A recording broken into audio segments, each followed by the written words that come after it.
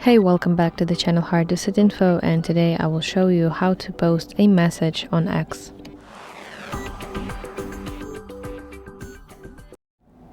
So if you mean just a regular post like tweeting, but now it could be called posting, here's a simple walkthrough.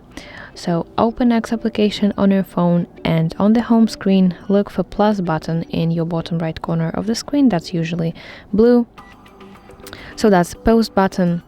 You have to tap it and a text box will pop up on your screen. So here you have to type your message. Let's type something.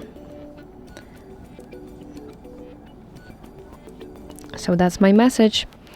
You can enter up to 280 characters unless you have X Premium, which allows longer posts. And optional, you can add some photos to your post right here. You can also use some videos, you can add GIFs, you can add polls, and of course you can type some hashtags, or you can tag someone. Okay, and when you're happy with your post, just hit post button in the upper right corner of your screen. That's blue button. And now your message is now live on your profile and it's visible in feeds.